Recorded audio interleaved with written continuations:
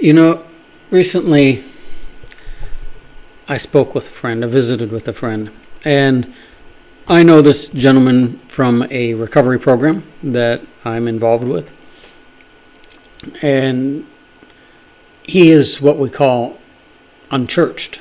That is, that doesn't attend church, was not raised up in a church, doesn't know that much about it other than what he sees in the mass media.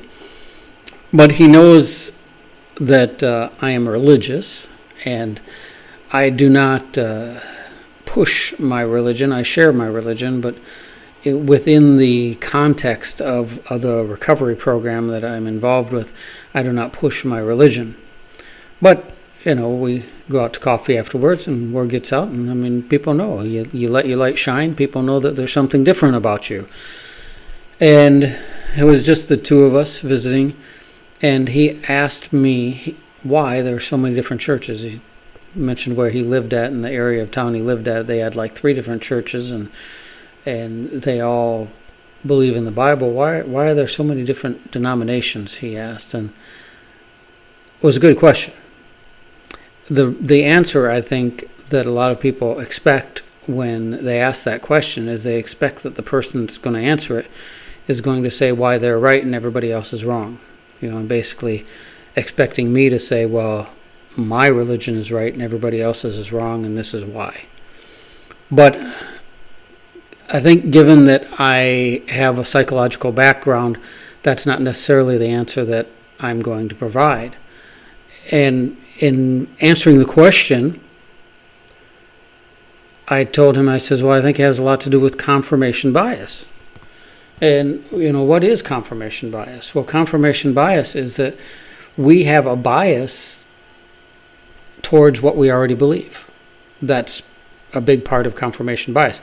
So if I already believe something is true, I have a bias towards that. And so it's going to take a lot of evidence to convince me otherwise. And with a lot of people, all the evidence in the world will not convince them. All the evidence in the world. It's like a mother admitting that her child committed a crime. All the evidence can be her child can be guilty of sin, and she's not going to believe it. And that's the same when it comes to religion and also into politics. That sometimes the evidence just does not matter. A person is going to believe what they're going to believe, and nothing is going to change their mind. And that is what we call confirmation bias. But it goes beyond that. Not only that, but oftentimes we have intuition. Okay, and there have been psychological studies that shown that confirmation bias even comes into intuition. That is, like you meet somebody for the very first time and intuitively you don't have a good feeling about them. You have nothing to base that on. Nothing to base that on, absolutely. You don't know the person, you know nothing about them. But you have just this intuition.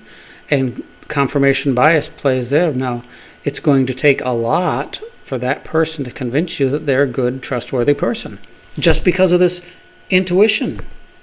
So confirmation bias has a big role, and this is what I shared with my friend, in religion and why we have so many different churches. And I shared with him, I says, and in fact, within different traditions, you have like the Catholic tradition, that the Catholics believe in the Bible, and then they also believe in church authority. So in that religion, they believe that church authority has the authority to make doctrine as well as the Bible. So church tradition is an authoritative source of doctrine as well as the Bible, whereas the Protestants, they come off from the belief of sola scriptura, and that is only the Bible, and only the Bible has authority for doctrine. But even within the Protestant denominations, you have a lot of disagreement. For one example would be baptism. Some Protestants believe in baptizing their babies, like the Catholic Church does, and other churches believe in waiting until the child is old enough to make the decision for themselves and to be baptized by immersion. Well, if they believe in the Bible and the Bible alone, isn't the Bible clear about the way a person should be baptized? And I'm not going to get into that in this video, but I think it has, the reason there's disagreement is because there's confirmation bias comes into play. That somebody doesn't want to admit they're wrong. Somebody doesn't want to admit that their teaching is not per the Bible. So that's kind of how I left it with him. And I didn't tell him, I believe that my church follows the Bible. I belong to a Protestant church, and I've studied various religions, and I think that if you're going to be a sola scriptura Christian, that I think the church I belong to is right. Now, do I know 100% that my church is right? No, I don't know that. The Catholic Church could be right, as far as I know. But see, there's a big difference between my church and the Catholic Church, because my church is sola scriptura, the Bible alone. And the Catholic Church uses church tradition as an authoritative source. Well, maybe I'm wrong. Maybe church tradition does have an authoritative source. I don't think so. But I also have to deal with confirmation bias just like everybody else.